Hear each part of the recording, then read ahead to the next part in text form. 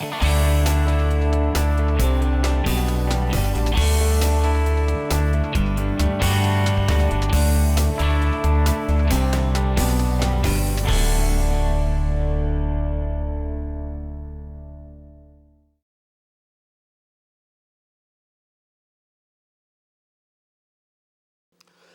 to Personal Finance.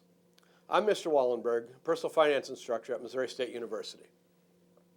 If you're watching this, you're probably enrolled in a dual credit course, Personal Finance, through your high school and through Missouri State University. In order to get credit at Missouri State University for this Personal Finance class, you'll need to meet the Missouri Personal Finance competencies through your high school and then meet the requirements that we've laid out at Missouri State University. Once you're enrolled in the class and you have your Missouri State ID, you'll be able to enroll on Blackboard and view information about this course. There's the lecture component that you're currently watching. There will also be additional readings on Blackboard for you to take a look at. There will be quizzes after each segment on Blackboard. And there will be instructions on Blackboard for you to prepare your first personal financial plan. Once you complete your personal financial plan, you'll need to take the final exam, verify the high school. We will verify the high school requirements being met, and then you'll receive college credit for personal finance. The topics we're going to cover over this course are goal setting, budgeting, credit, insurance, and we'll discuss some investment basics. So let's get started on goal setting. The things we're going to talk about in goal setting deal with understanding how goals are used. We're going to set goals, we're going to identify some financial goals, and then we're going to discuss those financial goals. Okay, we're going to talk about goals. The topics we're talking about this segment, we're going to understand how goals are used. We're going to talk about setting goals. We're going to identify some financial goals, then we're going to discuss financial goals. So let's talk about understanding how goals are used. We all set goals. If we understand what we want, we can define the goal. And the goal will help us achieve what we want, and it will help us validate that we're getting where we want it to go. But what is a goal? A goal gives us something to strive for. It holds us accountable and helps us realize once we've achieved that goal.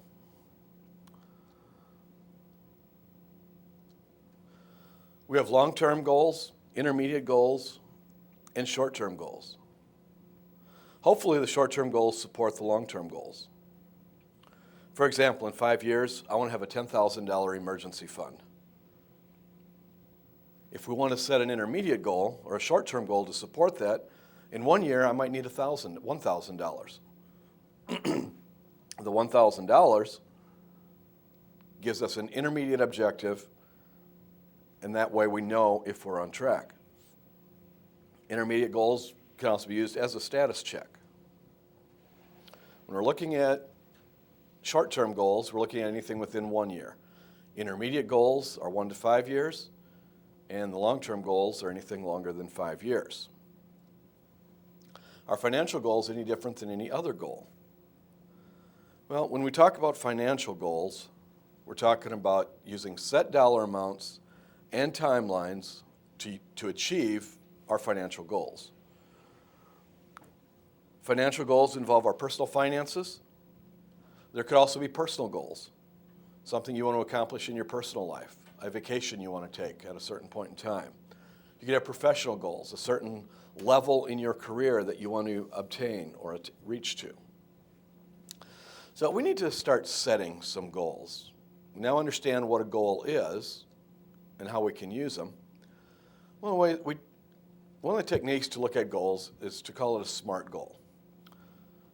Goals need to be specific. You need to establish exactly what it is that you want out of your goal. Part of specific is to make it measurable. Your goal needs to be measurable. If you can measure it, then you know when you've achieved that goal. The goal needs to be attainable. If I set a goal to save $1 million in 1 year, and I only make $30,000 a year, that's not an attainable goal. We need to make sure it's attainable. It needs to be realistic. If it's not realistic, you're going to be frustrated because you're never quite reaching your goal. And the last thing that makes a goal effective is the time element. When do you want to achieve that goal? Let's take a look at some goals. I want to buy a car. Is that a SMART goal? Let's think about it. Would you be satisfied with a 1999 Subaru hatchback? You bought a car. When will you buy the car?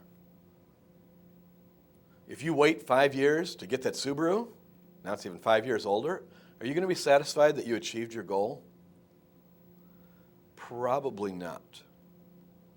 So we need to add a little bit to this goal. How about if I save $2,500 to use as a down payment on a new Chevrolet Malibu 3 years from today? Is that specific? Pretty much. Is it measurable? Well, I'll know when I reach $2,500. I'll know when 3 years from today is. Is it attainable? Based on my situation, I think I can save $2,500 in 3 years. Realistic? Definitely. Do I have a time element? 3 years from today. So 3 years from today, if I have my down payment and I'm at the car dealer looking for a Chevrolet Malibu, I'll know that I achieved my goal. Let's take a look at a personal goal. I want to lose 10 pounds. Losing 10 pounds, sound like a good goal? Well, yeah, I want to lose weight. Very specific. Is it measurable? I can step on a scale and I'll know if I lost 10 pounds or not. Is it attainable? It depends on your current weight. If you're a large person, losing 10 pounds might not be a big deal. If you're a very small person, that may not be attainable because losing 10 pounds would be a significant amount of your weight. So it may or may not be attainable. Is it realistic? It depends on your current situation. Are you in the middle of a trip where you're not eating well? Are you not feeling well? It may not be realistic to do it right now. What about the time element? If I lose those 10 pounds and it takes 10 years, will I have achieved my goal? I need to make it more specific. I want to lose 10 pounds within the next 6 weeks. How about saving $1 million? That sounds pretty good for all of us, doesn't it? When do you need the $1 million by? I think you see where I'm going. It's got to be specific, and you've got to make sure it's attainable and realistic. For most of us, it's not realistic to save $1 million in the next 3 or 4 years. Now, if we set a timeline of 45 years, that may become realistic. We probably need to set up some intermediate goals to go along with this goal.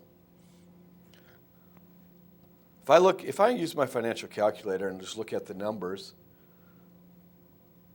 if I save $500 a month, earning 5% interest for the next 45 years, I'll have my $1 million.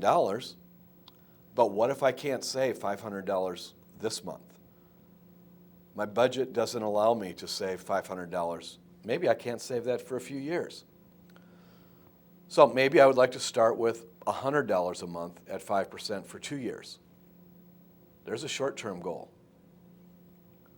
My intermediate goal is to add to that, and in years 3 through 8, let's save $300 a month. If we were to do that, we'd be on a start, we'd be at about $23,000, still nowhere near our $1 million, but we've got to start.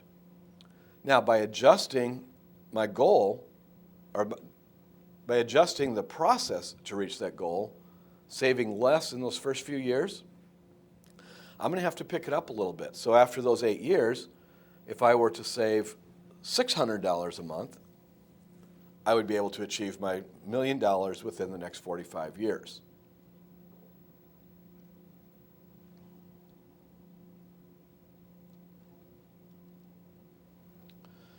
Now, I talked about financial goals versus personal goals. This is personal finance.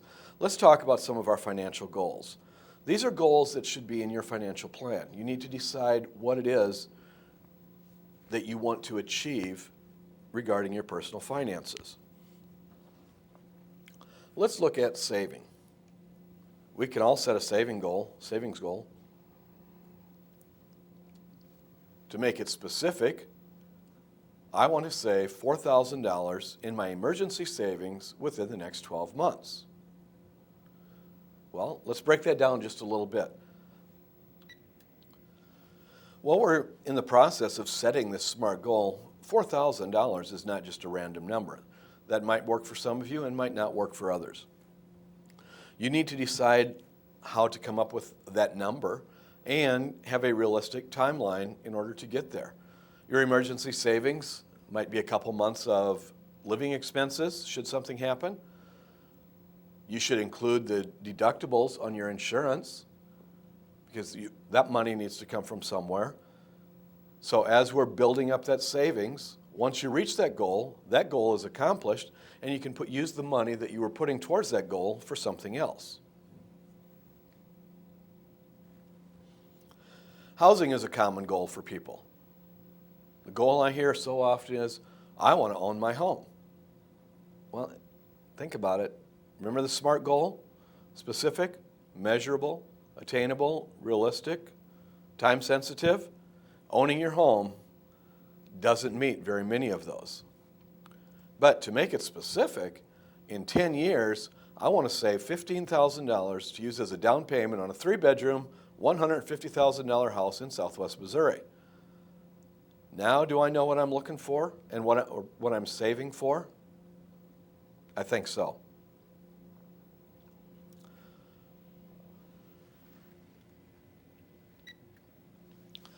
Hopefully, I've done the research. I know what a $150,000 house in Southwest Missouri is going to look like. Hopefully, if I've done that research, I know that I can get a 3-bedroom house for $150,000.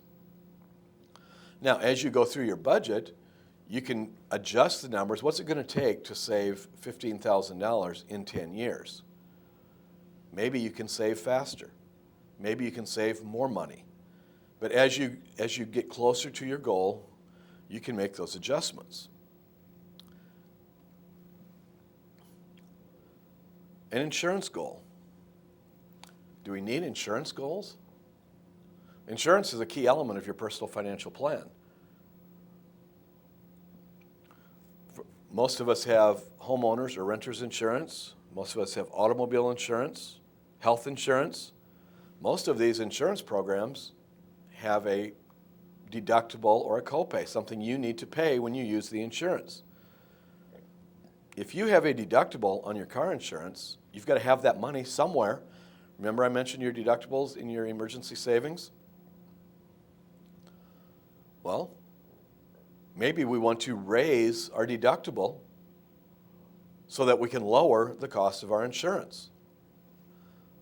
How about setting a goal here to save an extra $1,000 in 12 months so I can raise my deductible?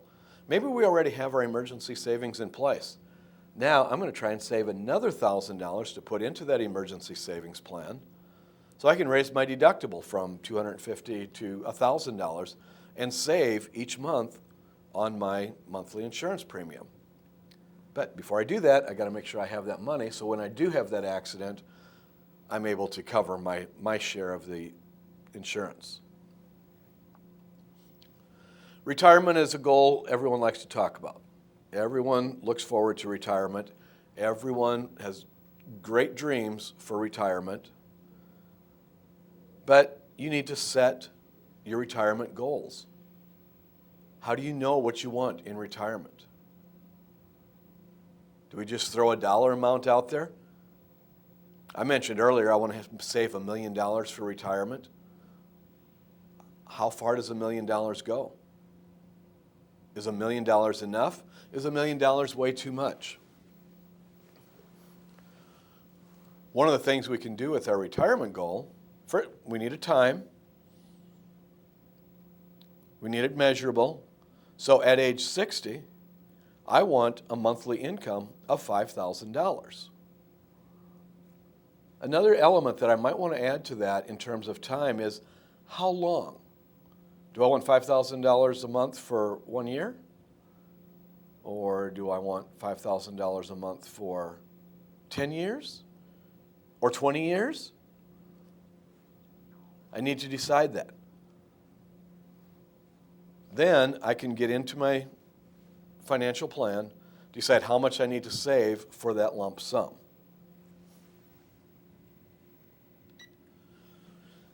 In the particular scenario I was just talking about, if I want $5,000 a month to last me 20 years, I would need about $645,000. So if I've got 50 years from now until I retire, I would need to save about $118 a month. Now, most of us don't have that long, at least not if we're going to retire at age 60. You may want to push your retirement age back. You may want to lower your amount that you're going to withdraw, or you can increase the amount you're investing each month. The other thing you need to do with your goals, the last thing, is monitor them. If I look at my retirement goal, I want to have a monthly income of $5,000. Today, I think I can live on $5,000. 30 or 40 years from now, $5,000 will not go nearly as far as it does today. So I may need to make adjustments to my goals. On the housing goal, in 10 years, I want to buy a $150,000 house. That same house may cost more. As the price of my goal increases, I will need to make adjustments to the steps that I'm taking to achieve my goal. And that's where those intermediate goals become even more important. So we've talked about how goals are used. We've set several goals. These goals could be used for yourself, for your financial plan, or you could adjust them. Some of you have totally different goals. And we've looked specifically at several financial goals. Okay, we've talked about how goals are used, and we've set some goals. The financial goals we discussed are goals that you can use in your personal financial plan. When you're setting your goals, make sure you use SMART goals. Make them specific, measurable, attainable, realistic, and time sensitive. As you apply those goals to your financial plan, you'll be on the road to being financially successful.